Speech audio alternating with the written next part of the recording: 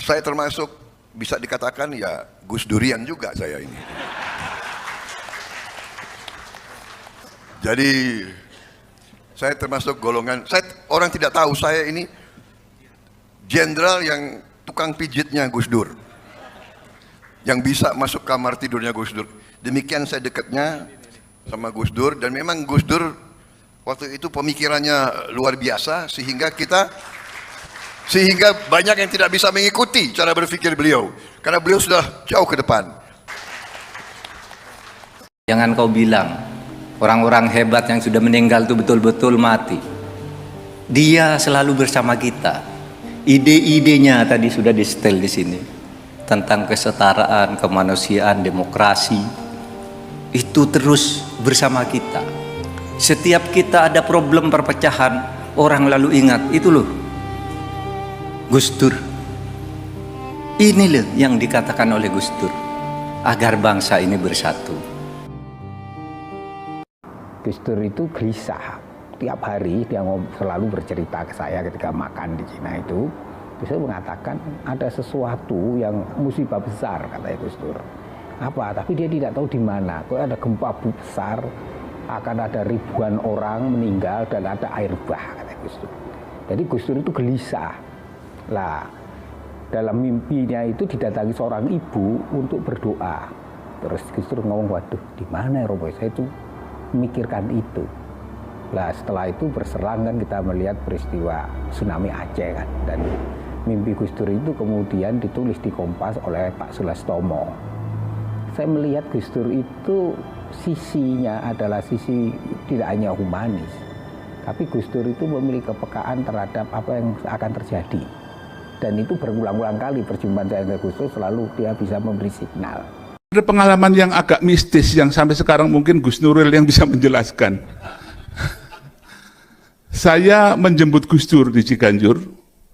Dari Ciganjur naik mobil, saya nyetir, Gus Dur di samping ke hotel Danau Sunter. Saya nggak tahu jalan, belum ada Google waktu itu. Gus Dur kan matanya udah nggak bisa melihat, dia bisa ngomong dari saya kiri kanan sampai nyampe. Itu sungguh saya bersaksi bahwa itu benar karena saya yang nyetir sendiri dan itu sampai. Saya pikir ini diapalin atau gimana gitu loh. Hebat itu. Nah ternyata Gus Dur tuh pengetahuannya tentang sejarah kemaritiman Indonesia tuh sangat-sangat lengkap. Ya. Luar biasa ya? Luar biasa.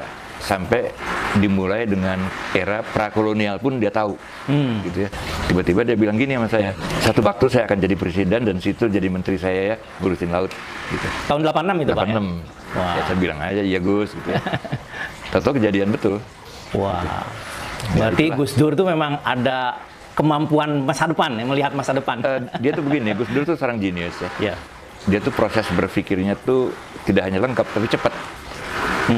Nah, jadi ibarat komputer tuh, Yeah. itu high speed. High speed. Ya, dan algoritmanya sempurna gitu. Kira-kira gitu. Nah, jadi kalau dia nyeletuk atau ngomong sesuatu, itu kita ngertinya tuh 3 bulan kemudian. Wah, iya. Itu Gus Dur. Iya. Satu sebelum tanya jawab, saya pernah mau dipecat gara-gara Gus Dur dari Gramedia. Aku buka ya Vika ya.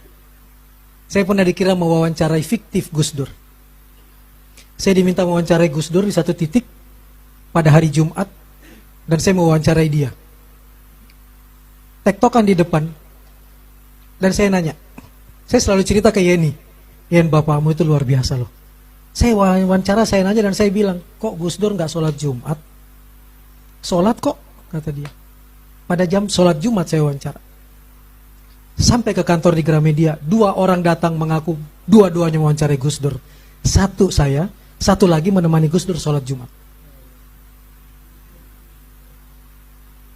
Jadi kalau saya lumayan menyebut-nyebut nama dia berulang-ulang karena saya mengalami itu. Nyenengke kan gitu. Nyenengke, idenya brilian. Gus Dur iki pokoke mikir iki sing kowe ora tau mikir. Tak nesoni Gus, awas iki tak dadekke presiden ning ora entuk hubungan karo Nyerol Kidul. Gus Dur gampang sak. Gampang pripun ngono. Wingi kabeh raja-raja kae isih Nyerol Kidul. Jenengan ra entuk. wis wingi wis tak SMS Cak. Maksudnya, lho Roro Kidul wis tak SMS. Jadi Gus Dur kirim SMS ke Nyai Roro Kidul. Maksudnya ya napa SMS? Tak kon jilbaban. Ya cepet lho. Kowe tahu mikir Kanjeng Ratu Kidul jilbaban. Kuwi nek ora Gus Dur apa tahu tekan kono kuwi. Aku rata aku rada lumayan aku rada cerdas ning ora tekan kono aku.